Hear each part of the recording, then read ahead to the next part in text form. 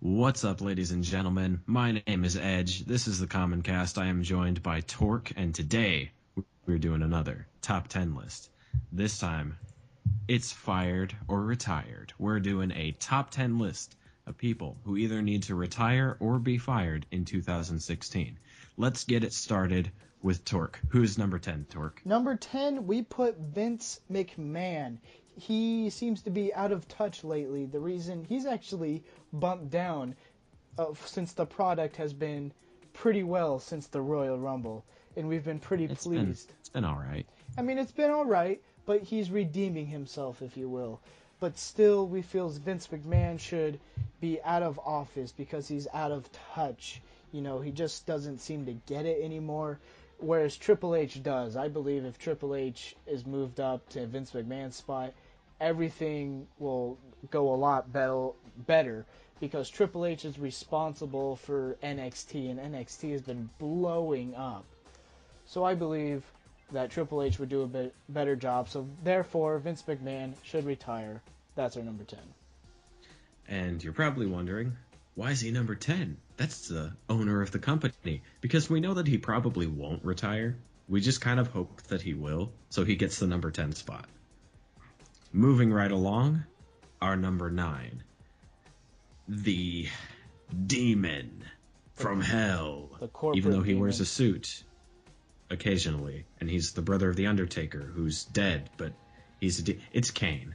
Kane, going through the late life crisis of the century, where he used to be this big badass monster. Now he's kind of just They don't really know what to do with him.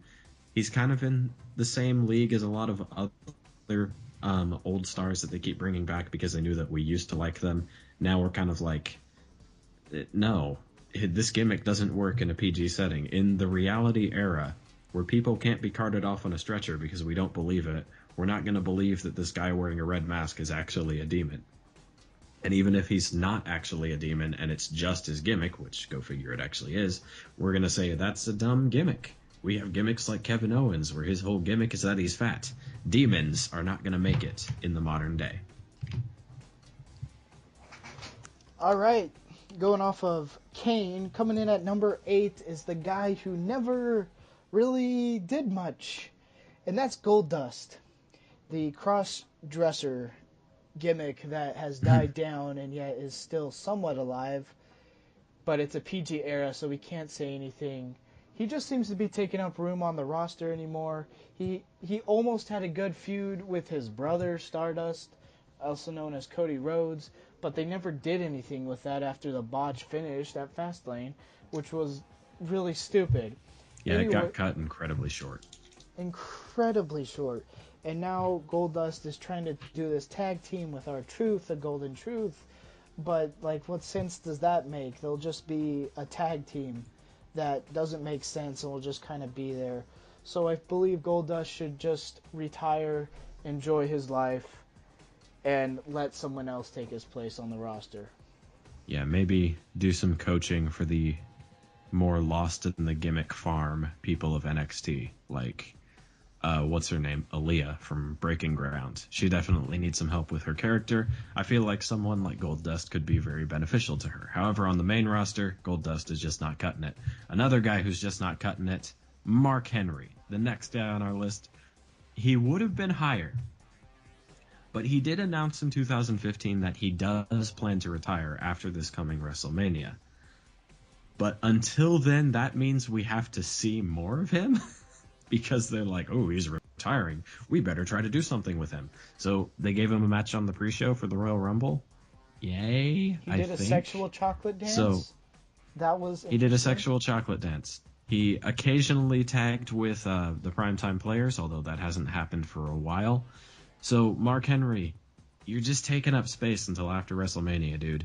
You might as well just leave now. That's our next pick, Mark Henry. Coming in at number 6 was his tag team partner for that pre-show, Jack Swagger. This guy, I always forget, he had a World Heavyweight title reign, I believe, and yes. And I always forget that. It just wasn't memorable. Then Swagger started feuding with the United States champion, just in general, because he's a full-blood American, and this Russian has it, now this Mexican has it. And, like, that was really the only excuse, if you will, for him to wrestle. And, you know, it made sense in a way. If you don't think about it, it makes sense. But he just started jobbing to whoever was the United States champion when they weren't American. So that's our number 6. He just needs to kind of be fired or retire. I don't know if he's old enough to retire yet, but he's just taking up room on the main roster. Yeah, we can take a second to realize just how actually, like, racist and xenophobic his gimmick really is. Like, let's be honest. But in terms of bad gimmicks, we went from the xenophobic racist to the whore. It's Summer Rae. Does Summer Rae even wrestle anymore?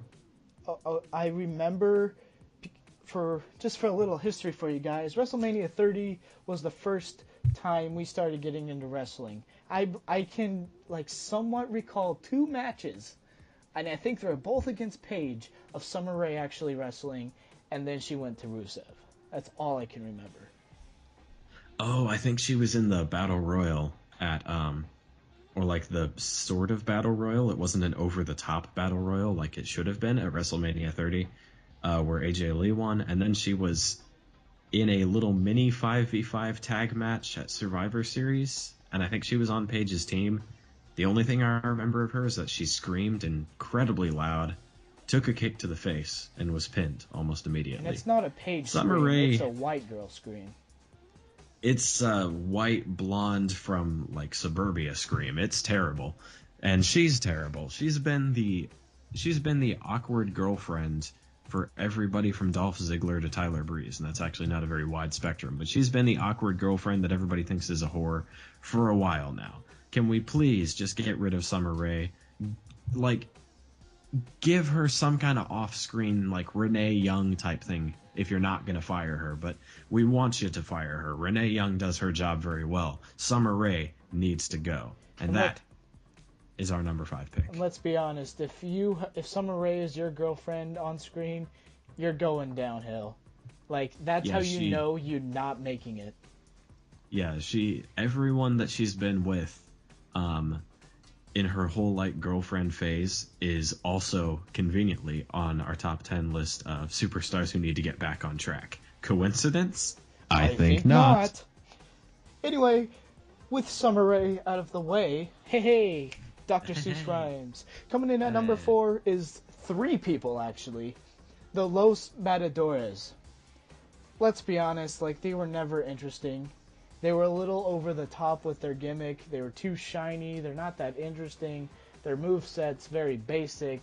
I mean, if you look at their wrestling, they look like Blake and Murphy. Just not interesting. And then they have El Torito, which is the most exciting part, sadly, about the whole thing. And then, even then, he just seems to get shit on or beat on in some sort of way.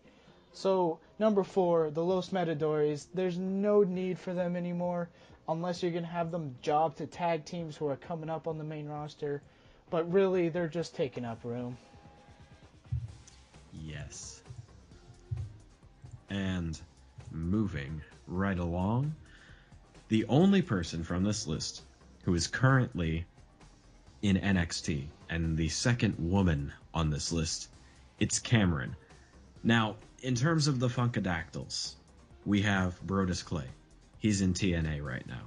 You have Naomi, who managed to escape the Funkadactyl gimmick just barely, solely on the fact that they were trying to get this whole Divas Revolution, trademark, over. They put Naomi in a good spot. Cameron, however, suffered an injury as she was a Funkadactyl, and she was on Total Divas for some time, and has only just recently returned to the ring in NXT. Now, where Eva Marie comes back to NXT and manages to make a pretty good heel persona about herself, like, she kind of plays off the fact that she doesn't really know how to wrestle, which I think is very self-aware of her, and I'm not supporting Eva Marie. I still think she's terrible, but Cameron is worse. At least Eva Marie is aware that she doesn't know how to wrestle. Cameron has no idea Yet she continues to do what it is that she does. And a lot of people don't realize she was actually on Tough Enough a long time ago when Stone Cold Steve Austin was the host of the show.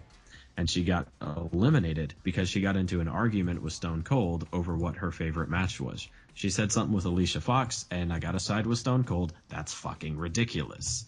Nonetheless, she got eliminated. People felt sorry for her, so they brought her back and made her a goddamn cheerleader. Just goes to show that Tough Enough is not a show that should be happening.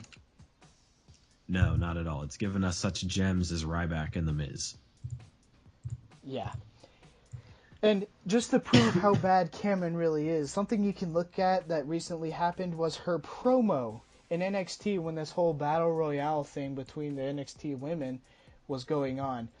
In her promo, she said she was going to become the #1 contender for the Battle Royale. Not going to win the Battle Royale and become the next #1 contender. She said she's going to enter the Battle Royale and become the #1 contender for the Battle Royale. So, if you just want proof, go look at it. Yeah, she's not good at all. Anyway, coming in at #2 is the only guy I've ever seen get a "please retire" chant going on from the audience. And yes, it's the 7-foot tall Big Slow. Now, Big Slow. This guy has nothing going for him anymore other than he's a giant, which has been pushed to the hell of shit. Like, back in 2000, he was awesome. He could actually perform. Now, if you look at him, he looks like he can barely walk. He can barely jog across the ring without dying. His punches look weird. And that's his finisher, too, is a knockout punch.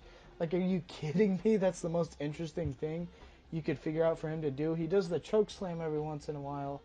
But other than that, I don't know what other moveset he has. He did a spear for a little bit. Imagine how terrifying that was.